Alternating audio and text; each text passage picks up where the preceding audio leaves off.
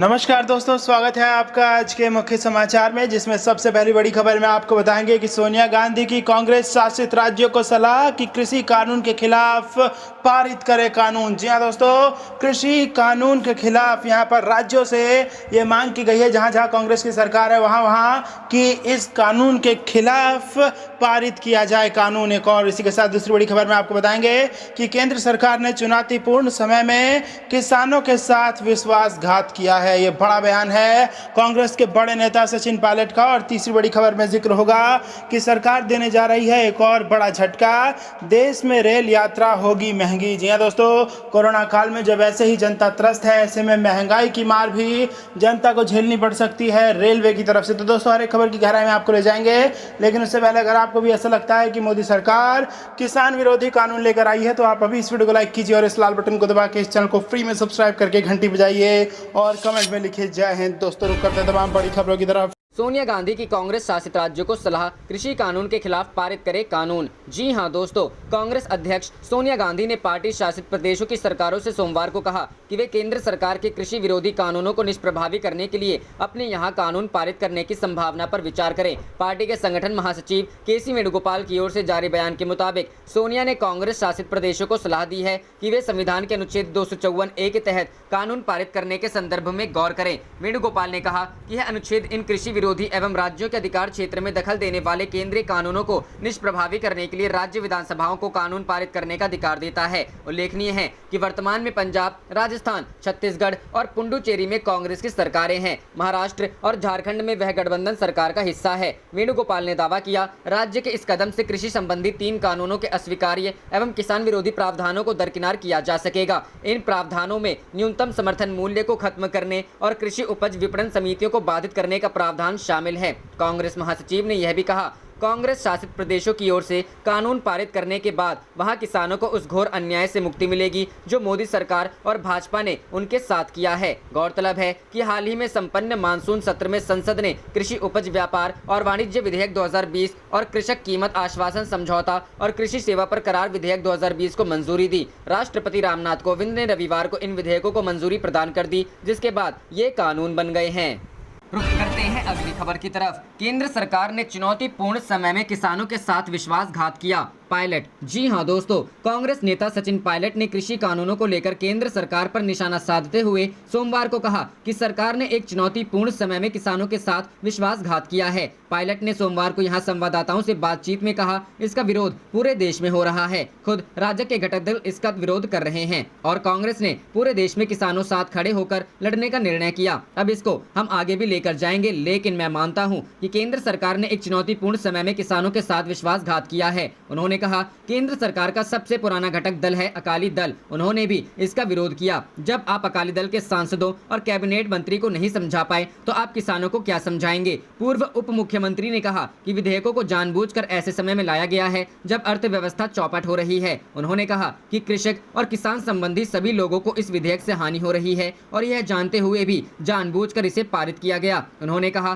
कि हमारी पार्टी यह मानती है कि कृषि में निवेश हो, किसानों को उनकी उपज के बेहतर दाम मिले, लेकिन आप APMC और मंडी को समाप्त कर एक नई व्यवस्था चालू करेंगे, जबकि चंद उद्योगपति इस पर एकाधिकार कर लेंगे। इसका विरोध पूरे देश में हो रहा है और मैं समझता हूं कि अंतिम दम तक कांग्रेस पार्टी इस कानून का विरोध करेगी और किसानों के न्याय के लिए हम कोई कसर छोड़ने वाले नहीं हैं। रुख करते हैं अगली खबर की तरफ। सरकार देने जा रही है एक और झटका, देश में रेल यात्रा होंगी महंगी। जी हां दोस्तों, देश में रेल यात्रा और महंगी होने वाली है। सरकार जल्द ही यूजर डेवलपमेंट फीस यानी UDF में बढ़ोतरी करने जा रही है। इस बढ़ोतरी को अगले महीने कैबिनेट से मंजूरी मिल सकती है। सूत्रों के मुताबिक अब यूजर डेवलपमेंट फीस 10 रुपए से लेकर 35 रुपए तक हो सकती है। अलग अलग श्रेणी पर भिन्न यूजर फीस लागू होगी। यह UDF प्राइवेट स्टेशन से यात्रा करने पर ही यात्री पर लागू होगा। सूत्रों का कहना है कि UDF 5 श्रेणियों में लागू हो सकता है। AC 1 पर 35 से 40 रुपए, AC 2 पर 30 रुपए, AC 3 पर 25 से 30 रुपए और स्लीपर पर 10 रुपए का चार्ज लगेगा। बता दें कि सरकार देश के बड़े स्टेशनों को आधुनिक और वर्ल्ड क्लास बनाने के लिए PPP मॉडल पर काम कर रही है। इसके तहत स्टेशन रीडेवलपमेंट प्रोजेक्ट के तहत स्टेशन को प्राइवेट प्लेयर को सौंपा जाएगा, जहां इसके बाद उस स्टेशन रीडेवलप कर आधुनिक और तमाम यात्री सुविधाओं के साथ तैयार किया जाएगा। इसके बदले में रेलवे प्राइवेट प्लेयर को कमाई के नए नए रास्ते मुहैया करवाएगा। इसमें यूजर डेवलपमेंट फीस भी शामिल है।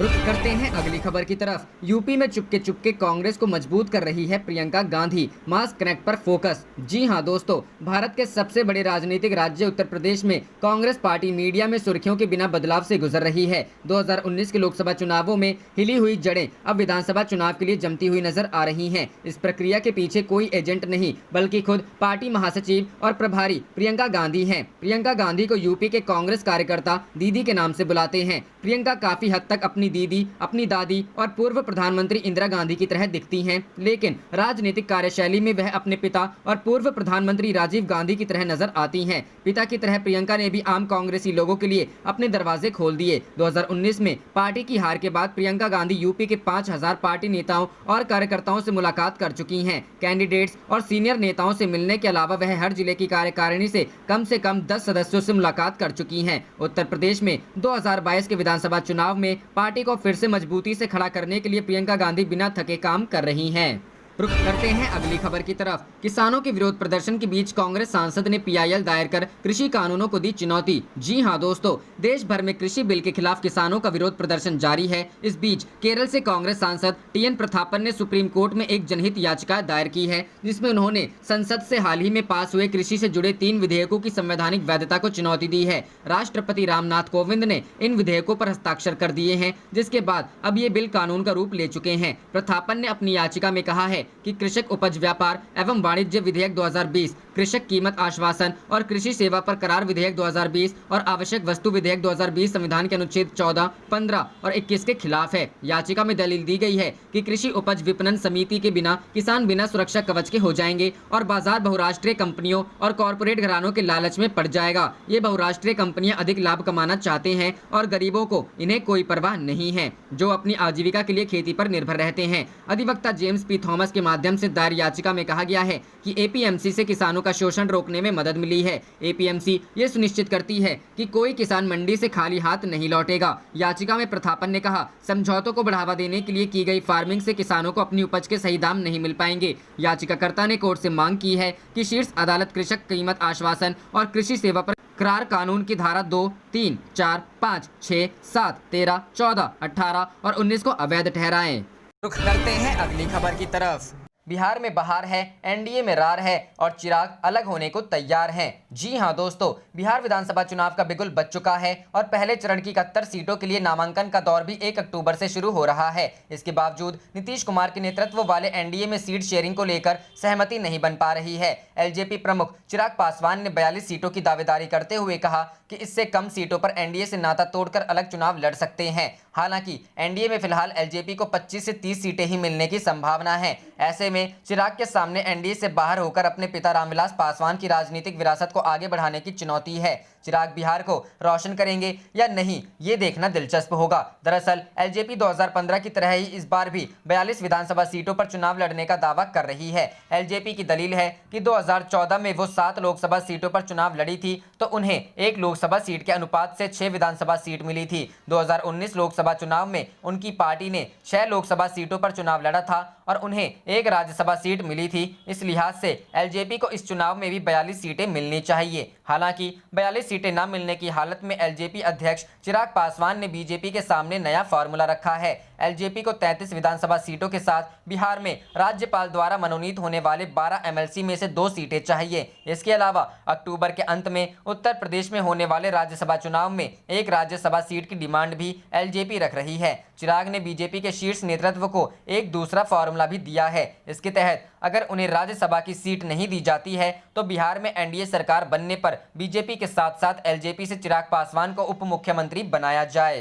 तो करते हैं अगली खबर की तरफ। बिहार चुनाव, मोदी के सामने भाजपाइयों में मारपीट, पुलिस ने सुरक्षित निकाला, प्रदेश अध्यक्ष के दफ्तर में कैद हुए कांग्रेस नेता। जी हां दोस्तों, बिहार विधानसभा में अब मात्र 1 महीने का वक्त बचा है। ऐसे में सभी नेता टिकट के लिए एड़ी चोट का जोर लगा रहे हैं। ऐसे ही कुछ फरियादी भाजपा दफ्तर में रविवार को टिकट के लिए आपस में भिड़ गए। इस दौरान वहां बिहार के डिप्टी सीएम सुशील कुमार मोदी भी मौजूद थे। टिकट आर्थियों ने हंगामा करते हुए मोदी को घेर लिया। बाद में उन्हें वहां से बाहर निकालने के लिए पुलिस बुलानी पड़ी। लखीसराय से बड़ी संख्या में लोग मंत्री विजय कुमार सिन्हा की शिकायत लेकर भाजपा दफ्तर पहुंचे थे। कार्यकर्ता मंत्री का टिकट काटने की मांग कर रहे थे और लखीसराय से किसी नए चेहरे को टिकट देने की मांग कर रहे थे। पार्टी की रूटीन बैठक के बाद जब डिप्टी सीएम जाने लगे तो लोगों ने उन्हें घेर लिया। लोग उनकी गाड़ी के सामने खड़े हो गए और नारे लगाने लगे। मोदी ने उन्हें समझने की कोशिश की, लेकिन वे लोग नहीं माने और उनके बॉडीगार्ड से उलझने लगे। रुख करते हैं अगली खबर की तरफ। बिहार चुनाव 2020, सीपीएम कुछ सीटों पर दोस्ताना संघर्ष को तैयार। येचुरी ने कहा, बीजेपी जेडीयू सरकार को हटाना प्राथमिकता। जी हां दोस्तों, सीपीएम महागठबंधन के साथ ही चुनाव मैदान में उतरेगी, लेकिन पूरी सीटें नहीं मिली तो कुछ जगह दोस्ताना टक्कर की भी तैयारी हो रही है। रविवार को पार्टी की वर्चुअल बैठक में दोस्ताना टक्कर पर भी चर्चा हुई। राज्य समिति के साथ बैठक में राष्ट्रीय महासचिव सीताराम येचुरी ने कहा कि चुनाव में उनका मुख्य उद्देश्य भाजपा और जेडीयू को सत्ता से बाहर करना है, लिहाजा सीटें बहुत मायने नहीं रखती है, लेकिन जीत बहुत जरूरी है। कहा कि हर हाल में इस बार बिहार से एनडीए को हटाने के लिए जनता तैयार है। बैठक को बिहार प्रभारी हन्नान मोल्ला और एसआर पिल्लई ने भी संबोधित किया। मोल्ला ने प्रस्ताव दिया कि अगर सम्मानजनक सीटें नहीं मिलती हैं तो कुछ सीटों पर दोस्ताना टक्कर के लिए तैयार रहना चाहिए। साथ ही इसका संदेश भी राजद को दे देना चाहिए। पार्टी ने यह भी साफ कर दिया है कि एनडीए को हराना है तो गठबंधन जरूरी है, लिहाजा हम कोई नाजायज मांग भी नहीं रखते हैं। दूसरे दलों को इस पर विचार करना चाहिए। रुक करते हैं अगली खबर की तरफ। किसानों के हित में एनडीए से बाहर आना अकाली दल का सराहनीय फैसला। शिवसेना, जी हां दोस्तों, शिवसेना ने रविवार को कहा कि किसानों के हित में एनडीए से बाहर आने का शिरोमणि अकाली दल का फैसला सराहनीय है। हालांकि शिवसेना सांसद संजय राउत ने कहा कि अकाली दल का एनडीए छोड़ना दुखद घटनाक्रम है। भाजपा नेतृत्व वाले एनडीए छोड़ने वाला अकाली दल शिवसेना और टीडीपी के बाद तीसरा दल है। महाराष्ट्र में मुख्यमंत्री पद पर विवाद के चलते शिवसेना एनडीए से अलग हो गई थी। राउत ने कहा कि शिवसेना और अकाली दल एनडीए के स्तंभ थे। दोनों दल भाजपा के साथ हर परिस्थिति में खड़े रहे थे, जबकि अन्य दल सत्ता में भागीदारी के लिए आए। रुक करते हैं अगली खबर की तरफ। कृषि बिल पर लोगों के सवालों पर घिर गए भाजपा विधायक, नहीं दे पाए कोई जवाब। लोगों ने लगाए खट्टर सरकार मुर्दाबाद के नारे। जी हां दोस्तों, कृषि बिल के खिलाफ किसानों का विरोध प्रदर्शन जारी है। इसी बीच हरियाणा के इंद्री के भाजपा विधायक राम कुमार कश्यप को किसानों के गुस्से का सामना करना पड़ा। सोशल मीडिया में इसका एक वीडियो जमकर वायरल हो रहा है। वीडियो में देखा जा सकता है कि लोगों ने राम कुमार कश्यप को घेर रखा है और वे कृषि बिल से जुड़े कुछ सवाल उनसे पूछ रहे हैं, लेकिन इंद्री विधायक के पास इसका कोई जवाब नहीं है। वीडियो में विधायक को यह कहते हुए सुना जा सकता है कि किसान हमारा वोट बैंक है। क्या भाजपा ऐसा कोई बिल लाकर अपना वोट बैंक खराब करेगी? इस पर लोग खट्टर सरकार मुर्दाबाद और खट्टर सरकार हाय हाय के नारे लगाने लगे। यह सुनते ही विधायक वहां से भाग खड़े हुए। इस कानून के खिलाफ भाजपा को छोड़कर सभी प्रमुख दल खुलकर एक ही तरफ आ चुके हैं। कांग्रेस और आम आदमी पार्टी इन कानूनों के खिलाफ पहले ही दिन से बोल रहे हैं। अकाली दल, जो कुछ सप्ताह पहले तक अध्यादेशों का बचाव कर रही थी, अब प्रदर्शनकारी किसानों में शामिल हो गई है। रुख करते हैं अगली खबर की तरफ। टिकट को लेकर पटना बीजेपी ऑफिस में हंगामा। कार्यकर्ताओं ने उप मुख्यमंत्री की गाड़ी को घेरा। जी हां दोस्तों, पटना के बीजेपी ऑफिस में रविवार की दोपहर खूब हंगामा हुआ। लखीसराय विधानसभा सीट से टिकट की दावेदार कुमारी बबीता के समर्थकों ने उनके लिए टिकट की मांग करते हुए बवाल काटा। इस दौरान उप मुख्यमंत्री सुशील कुमार मोदी की गाड़ी को लखीसराय से आए बीजेपी कार्यकर्ताओं ने काफी देर तक घेरे रखा। हंगामा करने वाले बीजेपी कार्यकर्ताओं ने कहा कि वर्तमान विधायक और मंत्री विजय सिन्हा अपने क्षेत्र में उम्मीदों पर खड़े नहीं उतर रहे हैं, इसलिए वहां से कुमारी बबीता को ही टिकट दिया जाए। कार्यकर्ताओं ने पार्टी कार्यालय में विजय सिन्हा के खिलाफ जमकर नारे भी लगाए। बता दें कि बिहार विधानसभा चुनाव की तारीखों के ऐलान के बाद भी एनडीए में सीटों के बंटवारे का मुद्दा सुलझा नहीं है। रुख करते हैं अगली खबर की तरफ। बिहार चुनाव, पासवान की पार्टी में बड़ी टूट के आसार। चिराग से नाखुश 4 एलजेपी सांसद बीजेपी के संपर्क में। जी हां दोस्तों, बिहार में एनडीए की सहयोग लोक जनशक्ति पार्टी में टूट के आसार नजर आ रहे हैं। पिछले काफी समय से जेडीयू से नाखुश नजर आ रहे चिराग पासवान अब खुद अपने ही घर में घिरते हुए नजर आ रहे हैं। खबर है कि लोजपा के 4 सांसद बिहार विधानसभा चुनाव से पहले पार्टी छोड़कर बीजेपी का दामन थाम सकते हैं। अगर ऐसा होता है तो यह निश्चित रूप से चिराग पासवान के लिए एक बड़ा झटका होगा। खबरों के मुताबिक रामविलास पासवान की अनुपस्थिति में लोक जनशक्ति पार्टी के भीतर बड़े पैमाने पर विद्रोह छिड़ गया है। रामविलास पासवान पिछले कुछ समय से बीमार चल रहे हैं और अस्पताल में उनका इलाज चल रहा है। जो खबर सामने आ रहा है उसके मुताबिक कम से कम 4 लोजपा सांसद चिराग पासवान की कार्यप्रणाली से नाखुश हैं, जो अपने पिता की अनुपस्थिति में फिलहाल पार्टी का संचालन कर रहे हैं। सूत्रों का कहना है कि सांसद भाजपा के संपर्क में है। टाइम्स नाउ के प्रशांत ने बताया कि चिराग पासवान आगामी चुनावों में कुल 243 में से 141 सीटों पर चुनाव लड़ना चाहते हैं, लेकिन लेकिन भाजपा और जेडीयू दोनों ही उन्हें कोई खास महत्व नहीं दे रहे हैं। 2015 के बिहार विधानसभा चुनाव में बीजेपी और जेडीयू ने क्रमशः 157 और 101 सीटों से चुनाव लड़ा था, जबकि एलजेपी ने सिर्फ 42 सीटों पर उम्मीदवार उतारे थे।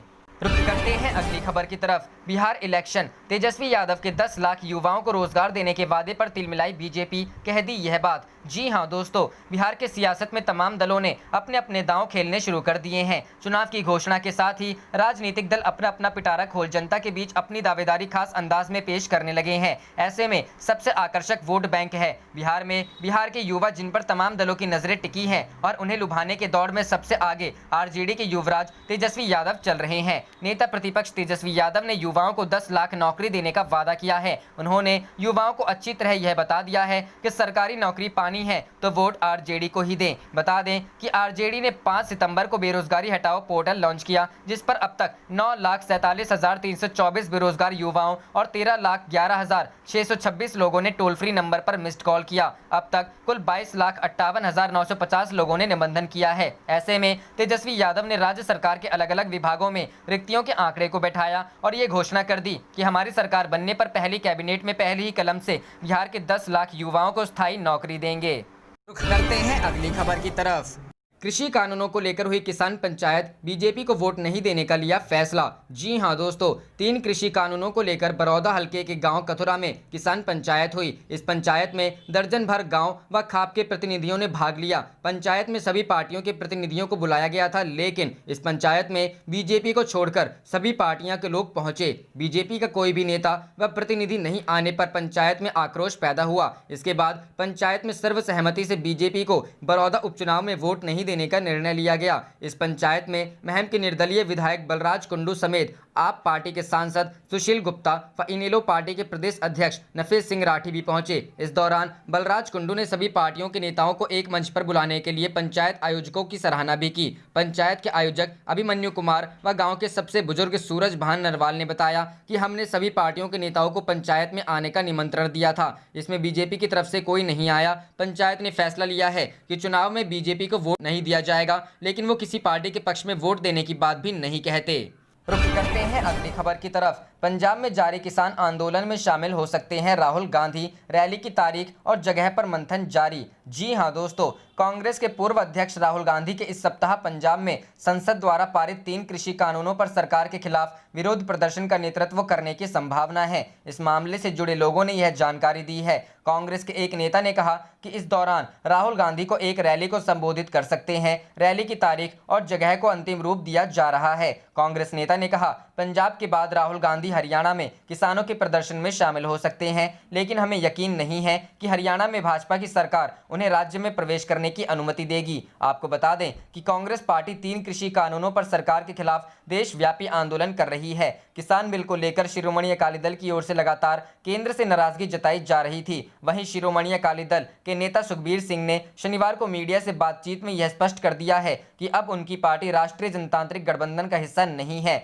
सुखबीर सिंह बादल ने कहा कि यह पार्टी के कई सदस्यों की ओर से निर्णय लिया गया है। अब यह औपचारिक हो चुका है कि गठबंधन टूट चुका है। बीते कुछ दिनों से इस कानूनों को लेकर देश भर में जगह जगह प्रदर्शन जारी है। किसान मजदूर संघर्ष कमेटी ने अमृतसर में रेलवे ट्रैक पर बैठकर रेल रोको आंदोलन शुरू किया। इनका ये आंदोलन किसान बिलों के खिलाफ था, जो 24 से 26 तारीख तक चला। रुख करते हैं अगली खबर की तरफ। कृषि बिल के खिलाफ सुप्रीम कोर्ट में याचिका, कांग्रेस सांसद ने की कानून वापस लेने की मांग। जी हां दोस्तों, कृषि बिल के खिलाफ सड़क पर प्रदर्शन जारी है। इस बीच यह मामला सुप्रीम कोर्ट में पहुंच गया है। केरल से कांग्रेस सांसद टीएन प्रतापन ने सुप्रीम कोर्ट में कृषि अधिनियम को चुनौती दी है। संसद द्वारा पिछले सप्ताह पारित किए गए किसानों से जुड़े बिल को वापस लेने के लिए रिट याचिका दायर की गई है। कांग्रेस सांसद टीएन प्रतापन ने मूल्य आश्वासन और फार्म सेवा अधिनियम 2020 के किसान समझौते के खिलाफ याचिका दाखिल की है। टीएन प्रतापन ने धारा 32 की धारा 2, 3, 4, 5, 6, 7, 13, 14, 18 और 19 की संवैधानिकता को चुनौती दी है। उनका कहना है कि यह संविधान के अनुच्छेद 14, 15 और 21 के उल्लंघन है। सुप्रीम कोर्ट के समक्ष टीएन प्रतापन के वकील आशीष जॉर्ज,